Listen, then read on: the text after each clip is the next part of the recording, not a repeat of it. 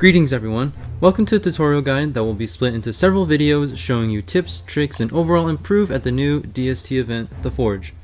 Starting with the first thing you need to know is that there are about 4 roles in The Forge: the DPS, the tank, the healer, and the runner. Please note that most of these roles can be interchangeable with other characters. Today we'll be looking at the runner role. The runner role is mostly taken by the characters Wes and Woody, as Wes has increased aggro length, making it easy for him to retain aggro, and Woody's Lucy can be thrown to grab aggro almost instantly. Again, these characters can be interchangeable and are not a must. Now, what is the runner role, you ask? Well, let's take a look at a well-known tactic that is similar to the runner role, but is used in ROG. A tactic that more experienced players use to gather resources is called walking your bearger. What does that mean exactly? It basically means that during your autumn season, excluding autumn spawns, instead of killing Bearger right away, you use his destructive nature, and more importantly his AoE attack, to gather resources or clear out set pieces.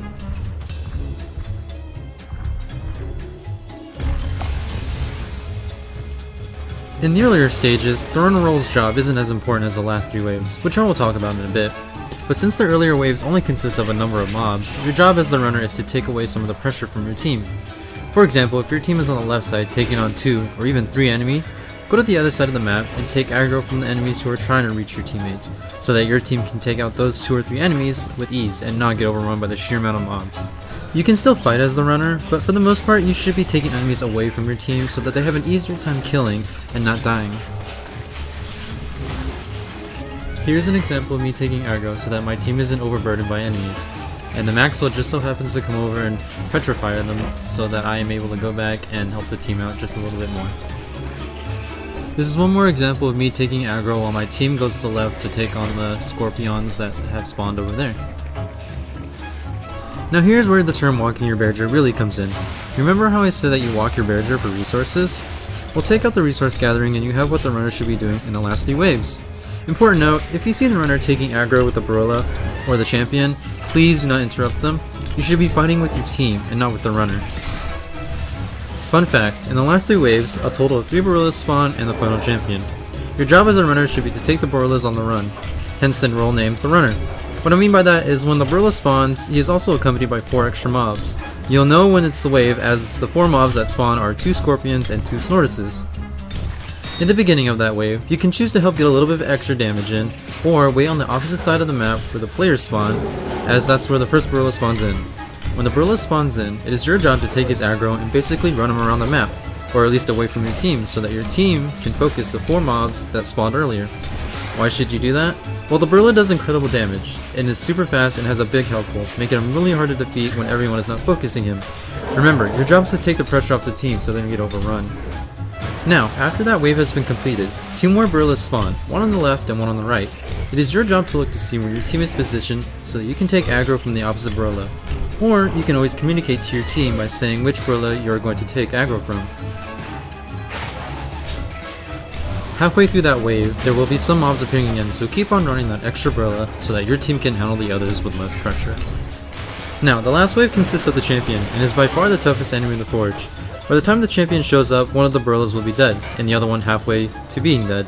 So, again, take his aggro and keep him away from your team so that they can finish off the last Barilla. Halfway through the fight, the champion will spawn more mobs to help him.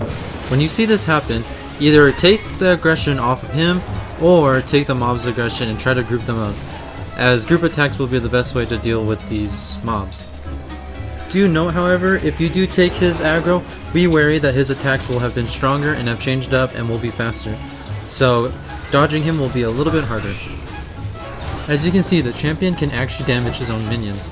I died here because I tried to bait the pigs into the champion's attack, which got me killed. But as you can see, they took a lot of damage from the champion, and so our Maxwell was able to clearly finish the job with a well-placed meteor strike. Now that you know what to do during the waves, let's move on to the armor pieces. Since the runner needs to take the attention of some pretty big foes, it is best to take the 2 items that give him extra speed boosts. I mean, come on, his name is the runner, like, why wouldn't you? So the 2 items that the runner needs to have are the Feathered Reed Runic and the Feathered Wreath. These 2 items combined give you a total of a 30% speed boost, which allow you to outrun the Barilla and the champion's attack range. Another important note, do not just grab whatever item falls on the ground immediately. 9 times out of 10 that item is not meant for you. Please look to see what your team has and what roles they have. A tank should not be wearing any of the runner items and vice versa. Well, congratulations. That is it for the runner role.